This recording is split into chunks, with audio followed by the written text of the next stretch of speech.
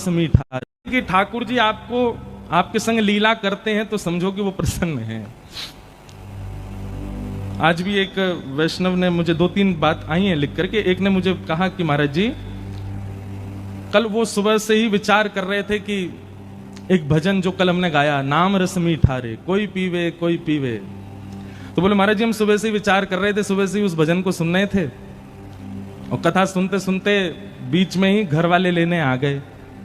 अब उन्होंने कहा कि चलो, तो हम चले गए कथा से। तो लेकिन लाइव जैसे ही ऑन किया तो आप यही भजन गा रहे थे। तो फिर उन्होंने अंत में एक बात लिखी कि महाराज जी प्रश्न ये है कि जब लाल जी ने हमारे मन की बात सुन ही ली थी, सुबह से जब हम उस भजन का चिंतन कर रहे थे, और मैं वो कोई भजन रेगुलर बेस पे नहीं गाता कभी कथा में, कभी कभी मन हो जाए तो गा देता हूं और मुझे आता भी नहीं है अच्छे से, तो हो जाता है तब ढूंढता हूं मैं कहाँ है तो उसको गाऊं। कल पता नहीं क्यों गा दिया, और जबकि उसको गाने के लिए खूब ताकत भी लगानी, गले में ताकत थी नहीं, फिर भी क्यों गाया मुझे नहीं पता। तो आप श्री ने अपने पत्र में अंत में लिखा कि जब ठाकुर जी ने मन की बात सुन ही ली थी तो फिर पद तब क्यों नहीं गवाया जब मैं बैठी थी, जब हम चले गए पंडाल से तब ही क्यों गवाया। देखो, प्रेम का एक स्वरूप होता है। जैसे बहन भाई, सब लोग इधर देखो, बहुत ध्यान से सुनो, आवाज आ रही है ना सबको, बहुत ध्यान से सुनना। प्रेम का एक स्वरूप होता है कि हमारे प्रेमी को जो प्रिय होता है, यदि उसकी अनुपस्थिति में वो वस्तु आती है तो हम जबरदस्ती उसको चिढ़ाने के लिए उसकी अनुपस्थिति में उसका उपभोग करते हैं। जैसे हमारी बहन को या हमारे भाई को, एक उदाहरण के रूप में सुन लो कि पाव भाजी बहुत बढ़िया लगता है, और बेचारा वो पढ़ता है अमृतसर में, 4 दिन के लिए घर आया, रोज माँ से बोले हम पाव भाजी बनाओ पाव भाजी बनाओ, 4 दिन से तो बनाया नहीं, और जिस दिन वो वापस चला गया उस दिन घर में पाव भाजी बनी। तो हम क्या करते हैं, पाव भाजी की फोटो भेजेंगे उसको, देख आज घर में बना है, जबरदस्ती उसको खाते हुए दिखाएंगे देख।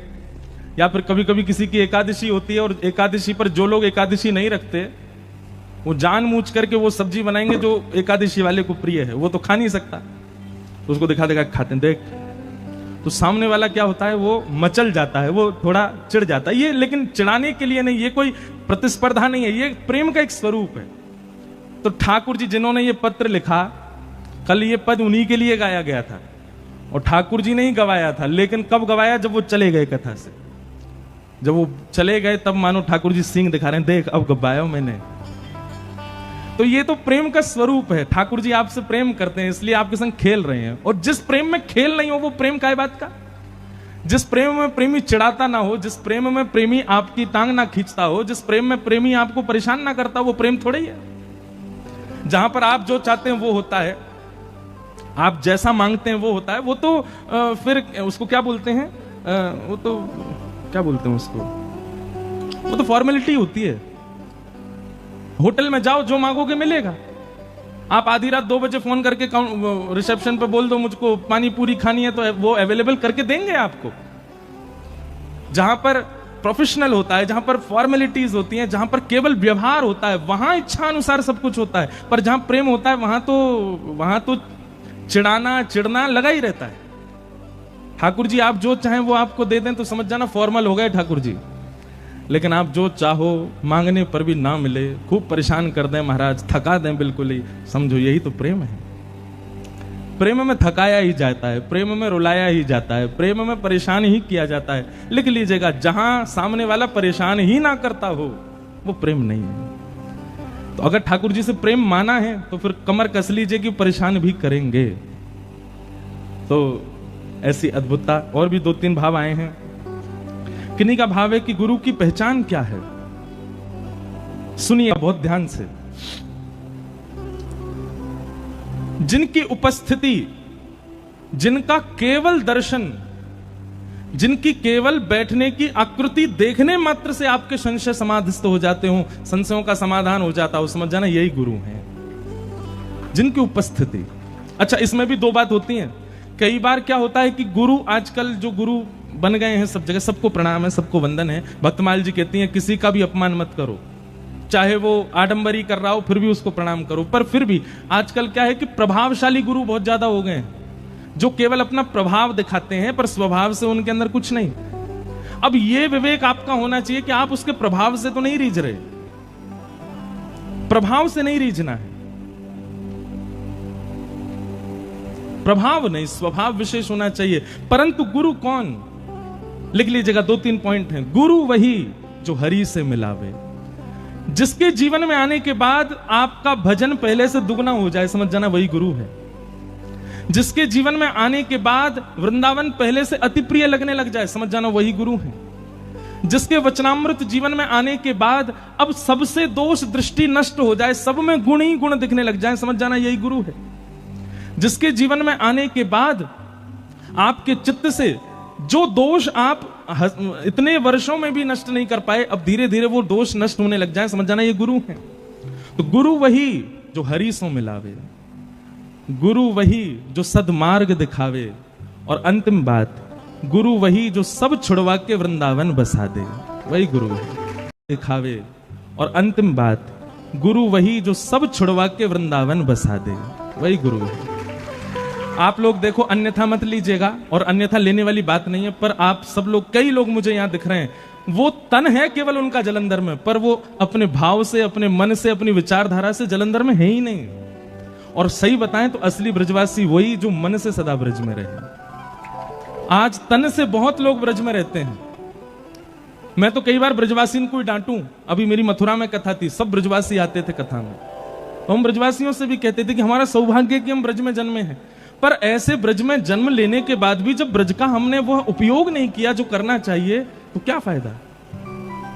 एक हमने कीर्तन बनाया ना, मंगला उठ यमुना तट जाओ, श्री राधा वल्लभ के दर्शन पाऊं, कृपा अभिलाषी जी राधिका रानी जी, हो सुन लो अर्ज हमारी हमारी, रहूं ब्रज रज को पास। हम तो बस सुना रहे हैं, गा थोड़ी रहे हैं, रुक जाओ, अभी सब गा देंगे तो फिर कथा कब होएगी।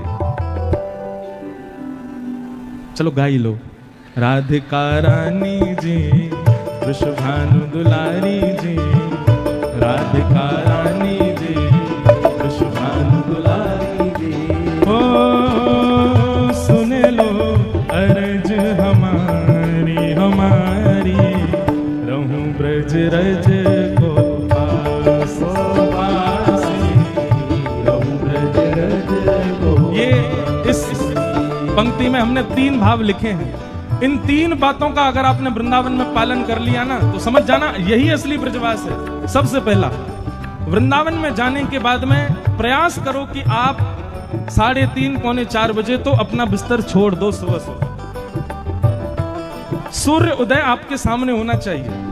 जलंधर में सो तान दुपट्टा 10 बजे तक, आजकल हम भी 9 बजे तक सो रहे हैं सुबह, 2-2, 3-3 बजे तो रात में। और एक तो यहाँ कथा ने हमारा सारा डामाडोल कर दिया सिस्टम।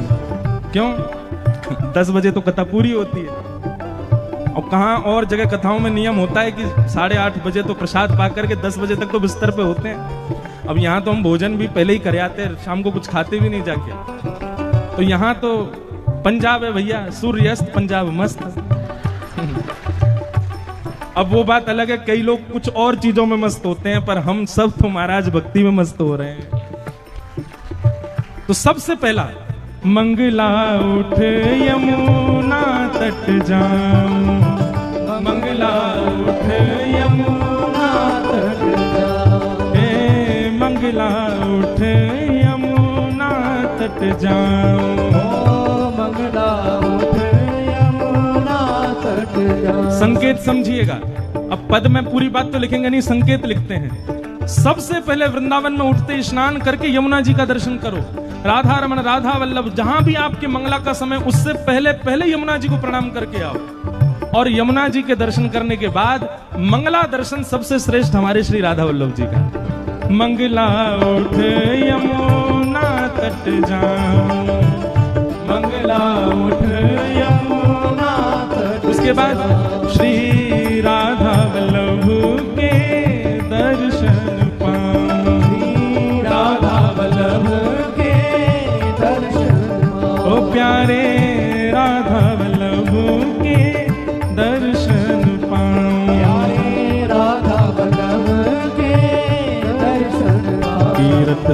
प्यारी जी, बरसाने वाली जी, कीरत सुत प्यारी जी, बरसाने वाली जी।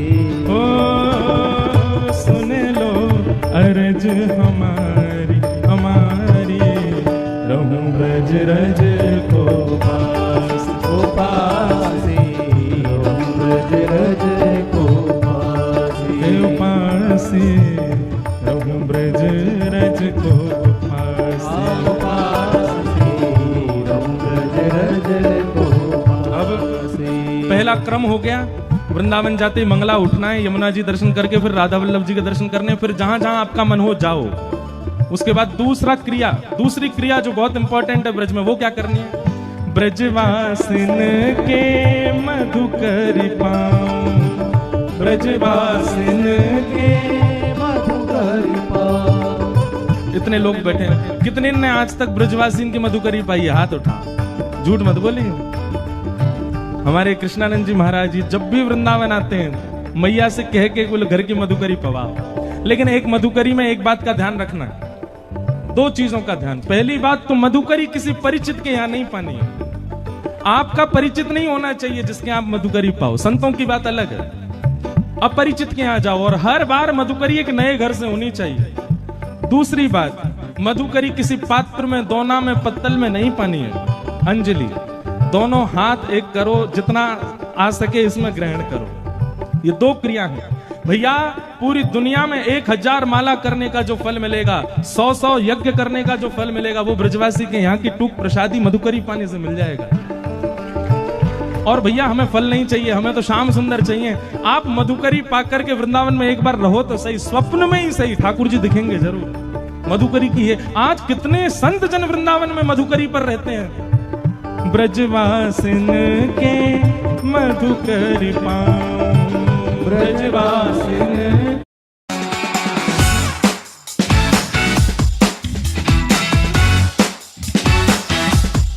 मधुकरी पाऊं, ब्रजवासिन के मधुकरी पाऊं। ओ प्यारे राधा रमण संग नैन लगाऊं, राधा रमण संग नैन लगाऊं। ओ प्यारे राधा रमण संग नैन लगाऊं, प्यारे राधा रमण संग नैन लगाऊं। कृपा अभिलाषी जी, ओ सुन लो प्यारी जी, कृपा विलासी जी, सुन लो मेरी प्यारी जी।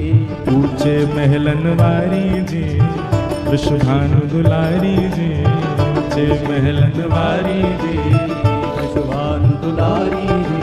ओ सुन लो अरज हमारी हमारी, रहूं ब्रज रज को पास। पासी, रहूं ब्रज रज को पासी। पासी, रहूं ब्रज रज को पास। पासी, रहूं ब्रज रज को। तीसरा काम ब्रज में क्या करना है? हे रसिक जनन की सेवा पाऊं, रसिक जनन की सेवा पाऊं। हमारी एक प्रार्थना है, रसिक जनन की सेवा कहाँ है? इतने हजारों लाखों करोड़ों लोग वृंदावन जाते हैं भैया। आज वृंदावन को आवश्यकता है कि वृंदावन स्वच्छ बने, वृंदावन पहले जैसो बने, जैसे ठाकुर जी के समय को वृंदावन वैसो बने। आप वृंदावन जाकर के हमारी कई एक बात मानो भैया, बिहारी जी बाद में जाइयो, 2 दिन लेके जाओ। एक दिन पूरे ब्रजमंडल की सेवा करो, दूसरे दिन केवल दर्शन करो, पहले दिन जाते ही रज की सोहनी करो। गुरु वही जो सब छोड़ वृंदावन में बसा दे। चाहे तन से आप कहीं भी रहो, पर मन में, बुद्धि में, चिंतन में सदा वृंदावन बना रहे, समझो वही गुरु है। इस पद में अंतिम पंक्ति और लिखी हमने एक, क्योंकि हम अपने पद में प्रयास करते हैं अंतिम पंक्ति में श्री गिरधर लाल जी का नाम, क्योंकि वही लिखवाते हैं। तो ब्रज में रह के अभिलाषा क्या है?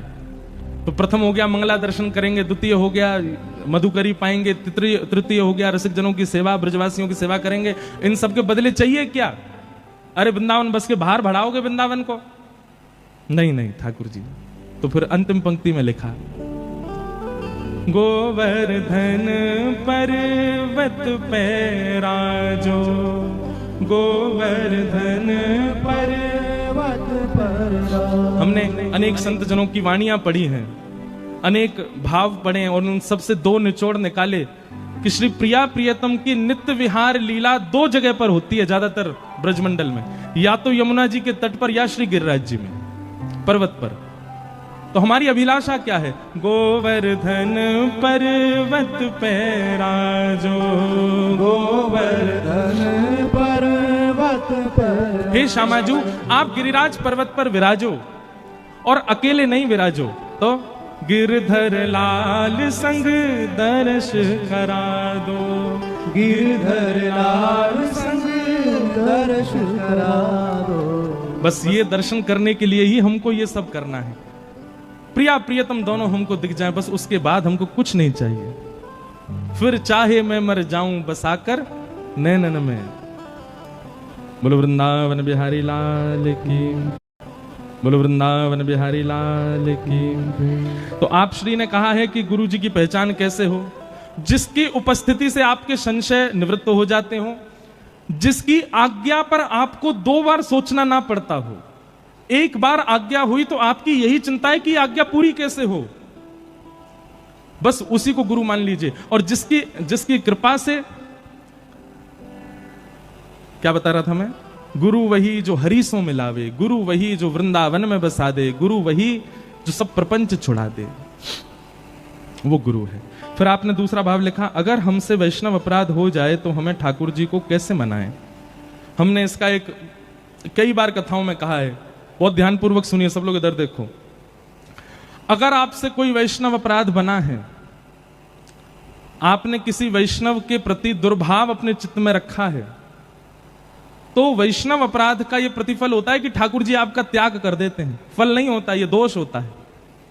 ठाकुर जी त्याग कर देते हैं, आपका भजन कम होने लग जाएगा, आपका कथाओं में रुचि कम हो जाएगी, वृंदावन जाने पर थोड़ी नीरसता लगने लगेगी। ऐसी सब स्थितियां चित्त में आने लग जाएं तो समझ जाओ कि आपसे कोई वैष्णव अपराध बना है। तो वैष्णव अपराध होने पर एक ही उपाय है, क्या? स्वयं को दंड उत्सव दीजिए। क्या करना है? दंड उत्सव।